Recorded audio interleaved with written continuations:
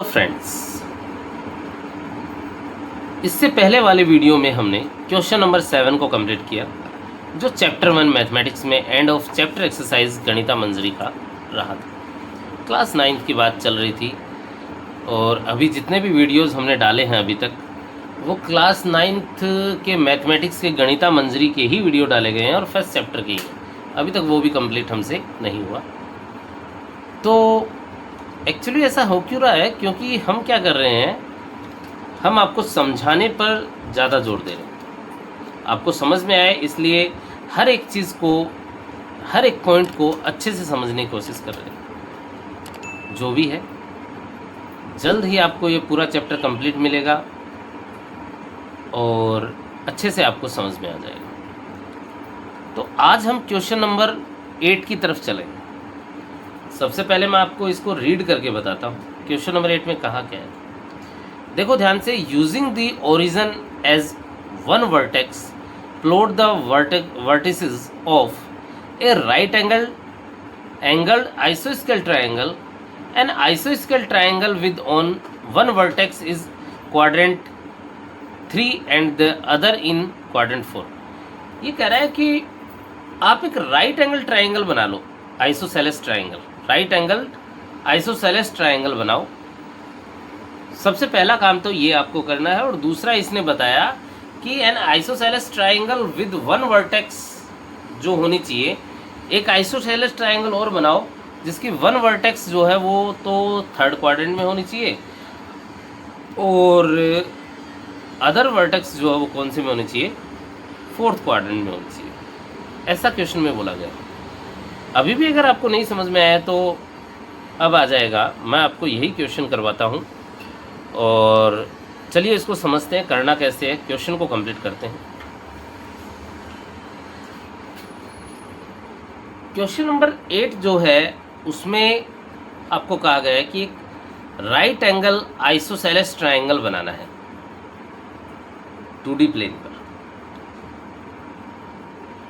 तो आप अगर राइट एंगल आइसोसेलेस ट्रायंगल बना रहे हो तो एक तो आपको ज़रूरत है किसकी, एक्स एक्सिस की, और एक ज़रूरत आपको किसकी है, वाई एक्सिस की। एक तो है एक्स एक्सिस की और एक किसकी ज़रूरत है, वाई एक्सिस की। ये पूरा आपको दिख रहा होगा। मैंने यहाँ पे एक तो एक्स एक्सिस बनाया है और एक क्या बनाया है, वाई एक्सिस बनाया है।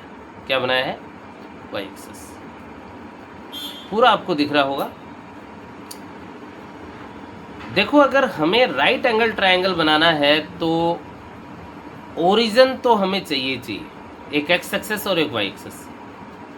कोई भी पॉइंट ले लो, इस पर क्या है, लाखों हजारों करोड़ों राइट एंगल ट्रायंगल बन सकते हैं। क्योंकि हमारे पास क्या है, एक्स एक्सिस पर इनफाइनाइट नंबर, इन्फिनिटी नंबर होंगे और वाई एक्सिस पर भी क्या होंगे, इन्फिनिटी नंबर होंगे।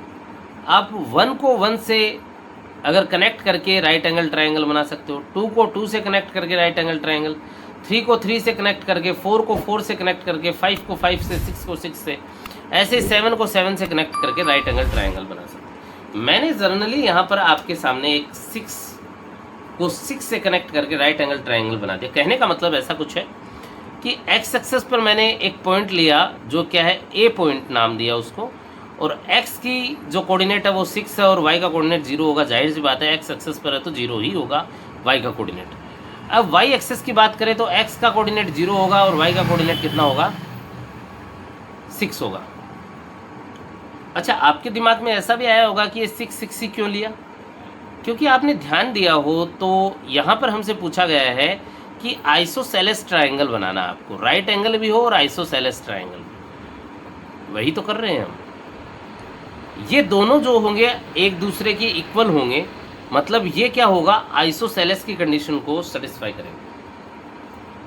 और यहाँ पर जो होगा ये राइट एंगल ट्रायंगल की कंडीशन को क्या करेगा, सेटिस्फाई करेगा।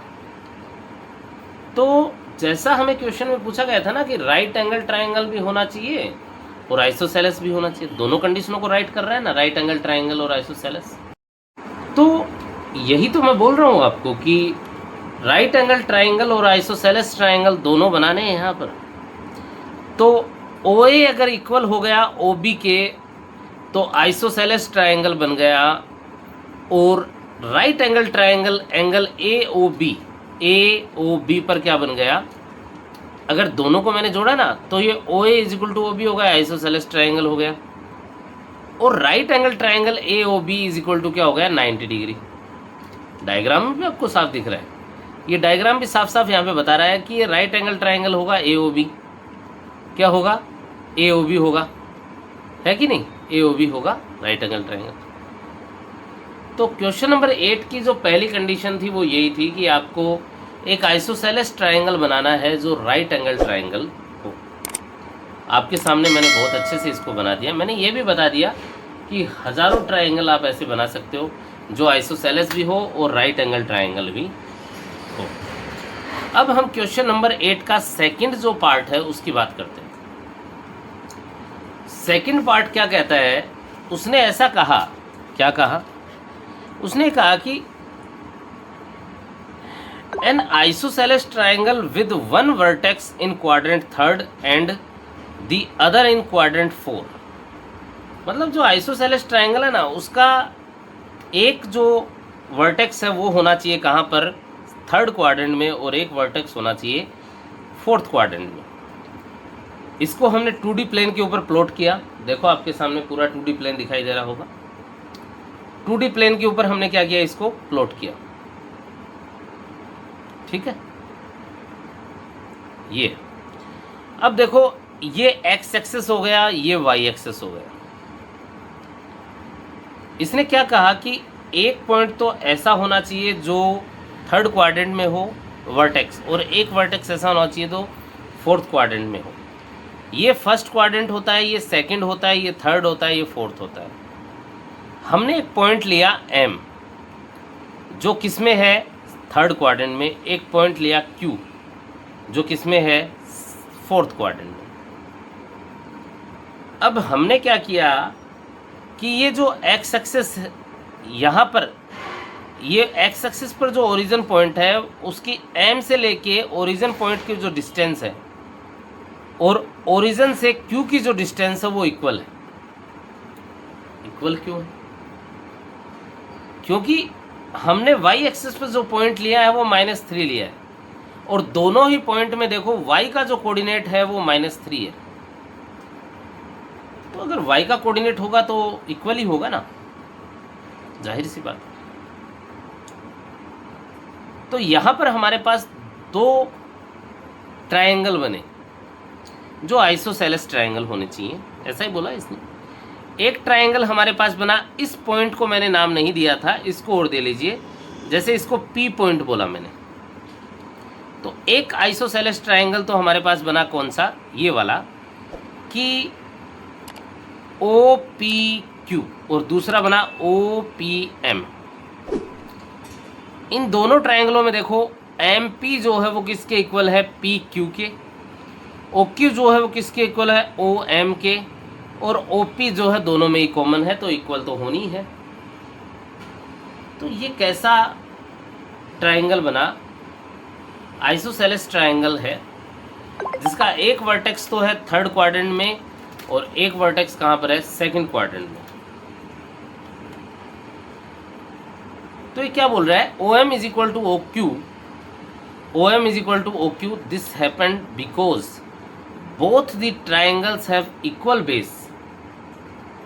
ओ M is equal to O Q क्यों हुआ, O M is equal to O Q क्यों हुआ, क्योंकि ये जो ट्रायंगल है ना, इनके दोनों बेस जो है ना वो क्या है, इक्वल है। यही बात पहले बताई मैंने, इनके बेस क्या है, इक्वल है। एंड इक्वल परपेंडिकुलर हाइट, और हाइट जो है वो भी क्या है, इक्वल है। अगर इनके बेस इक्वल है और हाइट इक्वल है तो O M is equal to O Q होगा। ये हमारे सामने क्वेश्चन नंबर 8 जो था उसका सेकंड पार्ट था। तो जहाँ तक मैं आशा करता हूँ आपको ये समझ में आया होगा। Question number end of chapter exercise का क्वेश्चन नंबर 1 से लेके 8 तक मैंने कंप्लीट करवा दिया है। अगर फिर भी आपको ऐसा लगता है कहीं दिक्कत है तो आप कमेंट में बताएं, आपकी प्रॉब्लम सॉल्व की जाएगी।